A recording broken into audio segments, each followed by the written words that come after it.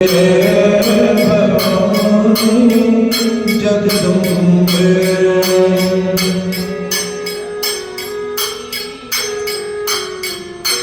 जय जय भवानी जगदम्बे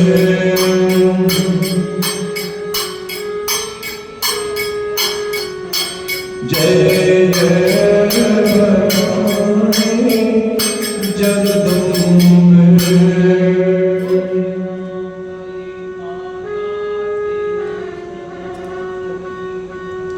श्री कृष्ण गोविंद हरे मुरारे हे नाथ नारायण वासुदेव।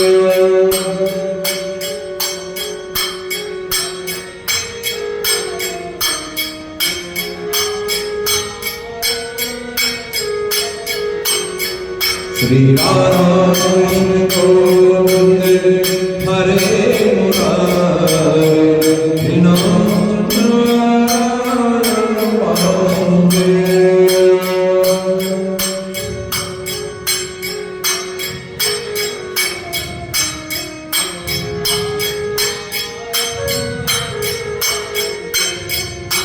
हे नाथ नारायण वासुदेव हे नाथ नारायण वासुदेव।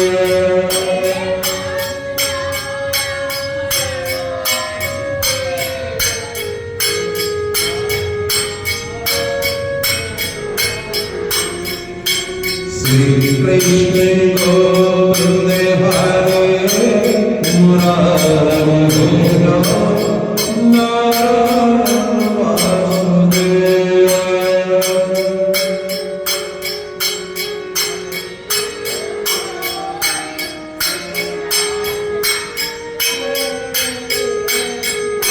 बोलो वृंदावन बिहारी लाल की जय। गजानन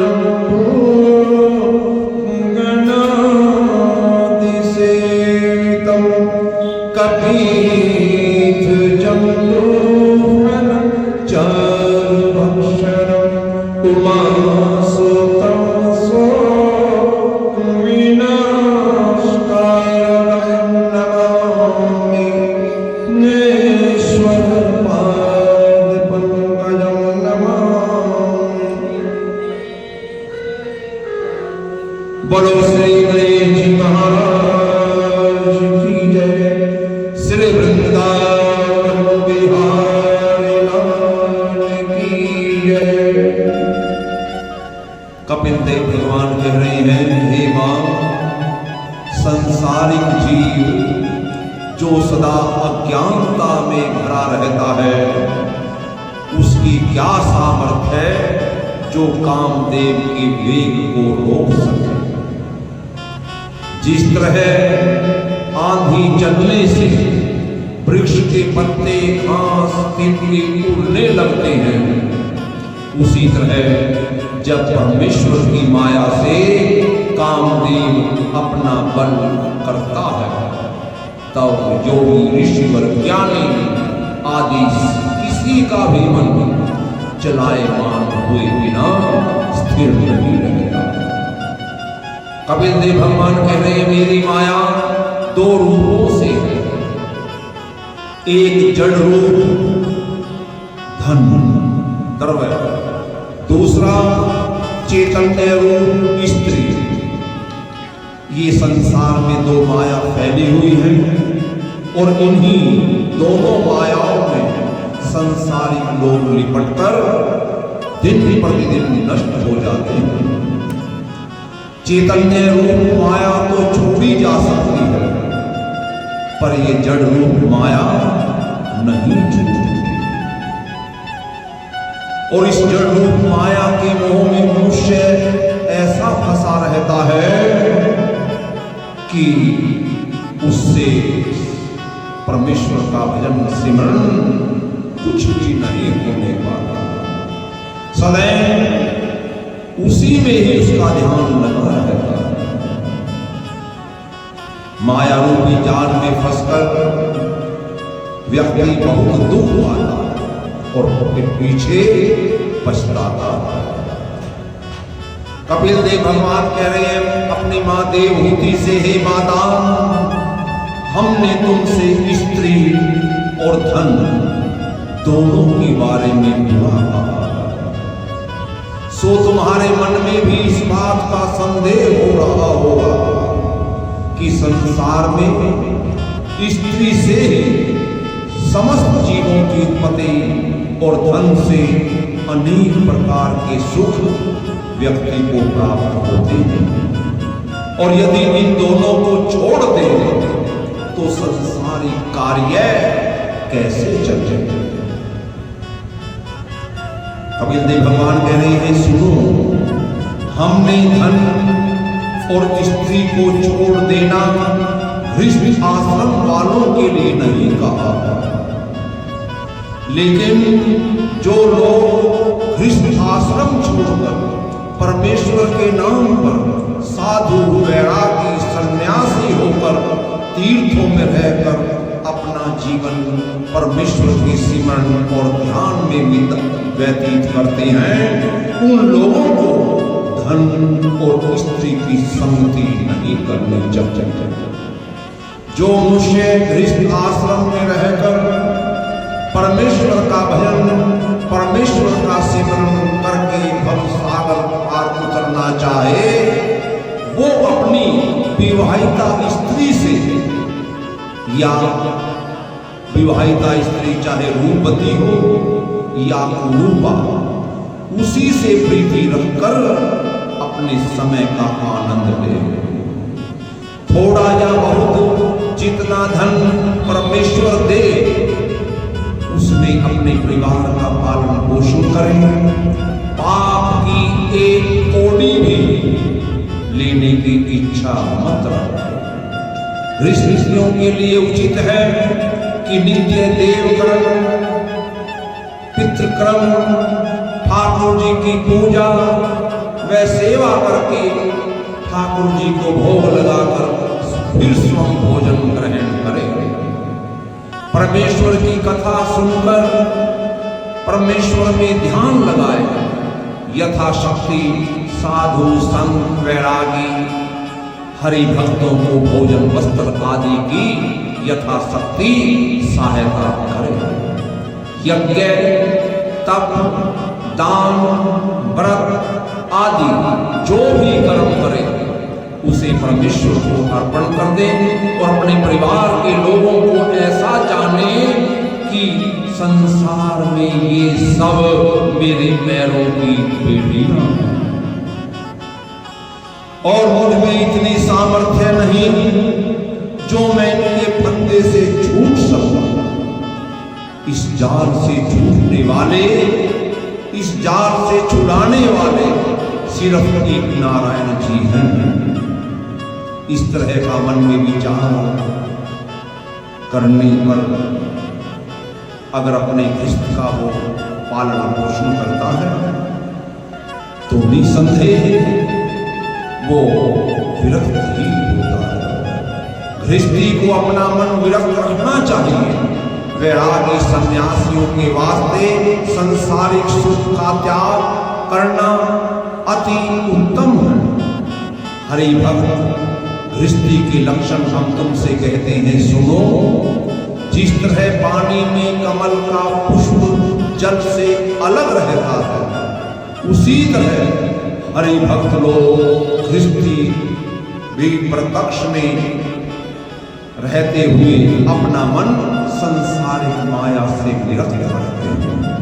मन को परमेश्वर के ध्यान में लगाए रहे तो गृहस्थी भी मरने के प्राण सीधा वैकुंठ धाम जा जाए। इसलिए जो अज्ञानी गृहस्थी लोग हैं वो लोग कभी देवताओं और पितरों के नाम से पूजा दान पुण्य कुछ नहीं करना जानते, ना ही परमेश्वर का भजन सिमरन कथा कीर्तन में उनकी प्रीति है। केवल वो तो अपना परिवार का पालन पोषण करने में, अपनी इंद्रियों को सुख देने में ही अपना जन्म व्यतीत कर देते हैं, पर परमेश्वर की भक्ति के बिना उनको वहां भी वो सुख प्राप्त नहीं होगा। इसलिए पापी मनुष्य को अवश्य ही नरक भोगना पड़ता है। 84 लाख योनियों में जन्म पाकर नाना प्रकार के दुख भोगता हुआ कभी जाकर ये मनुष्य तन पाता है। जब तक मनुष्य इंद्रियों का सुख नहीं छोड़ता तब तक वो आवागमन में फंसा रहता है। मुक्त हो जाने से ही ये शरीर छूट सकता है और फिर हरि चरणों में ध्यान लगाने वाला बार बार फिर इस संसार में जन्म नहीं लेता।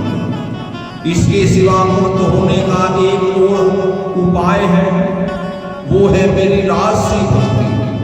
राशि भक्ति करने वाले मनुष्य कई जन्मों में जाकर मुक्त होते हैं और सात्विक भक्ति करने वाला सीधा ब्रह्मलोक में जाता है और अवधि बीतने पर वहां से फिर दूसरे जन्म में जाकर वो मुक्ति पाता है। निर्गुण भक्ति करने वाला मनुष्य तन छोड़ते ही सीधा वैकुंठ धाम पधार जाता है। इसके सिवा 3 मार्ग मुक्ति होने की ओर है, सुनो।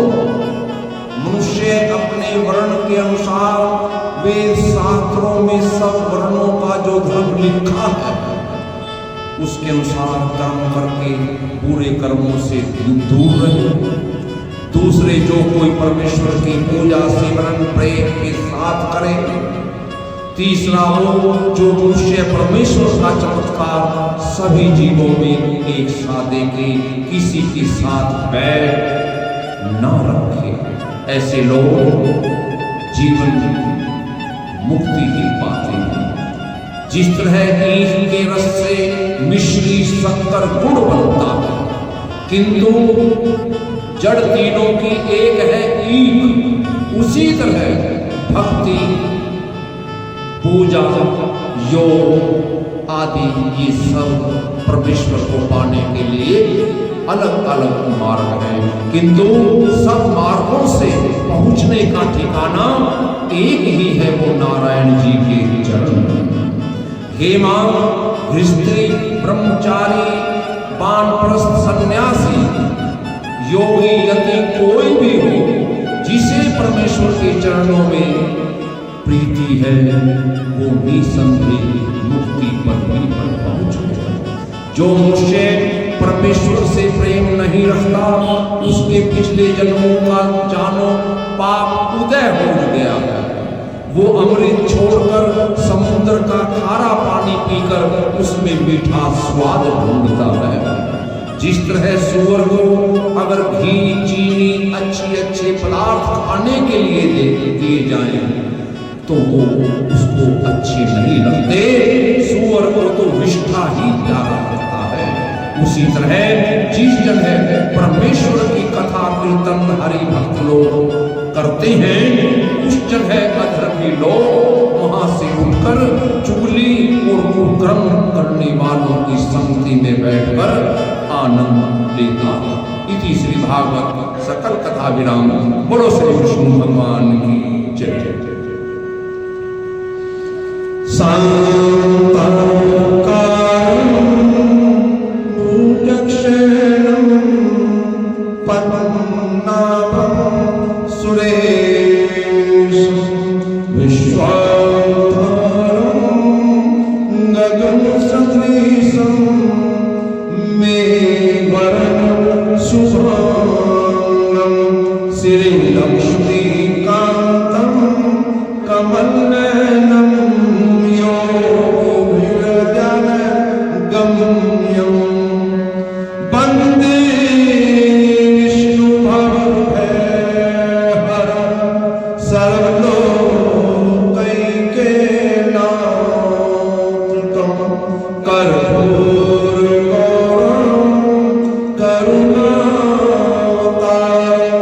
संसार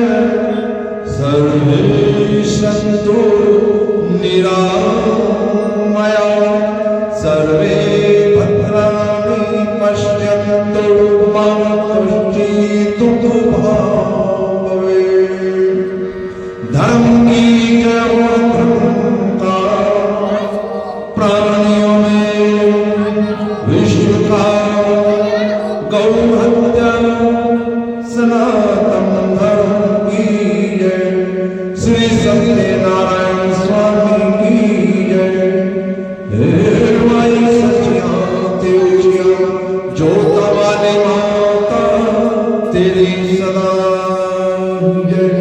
श्रीमद्भागवत महापुराण की जय। श्री सुखदेव जी महाराज की जय। बोलो वीर बजरंगी हर हर हर महादेव शंभो। श्री शंकर भगवान की जय। जय जय श्री राधे श्याम। जय जय श्री राधे श्याम। जय जय श्री राधे श्याम। ओम त्र्यंबकं यजामहे सुगन्धिं पुष्टिवर्धनम्।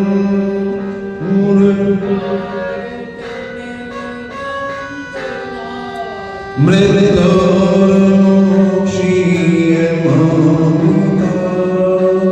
ॐ त्र्यंबकं यजामहे सुगन्धिं पुष्टिवर्धनम्। उर्वारुकमिव बन्धनात् मृत्योर्मुक्षीयमामृतात्। ॐ यजामहे सुगन्धिं पुष्टिवर्धनम्।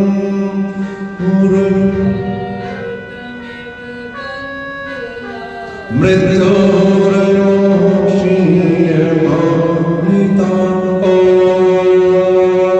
शान्ति शान्ति।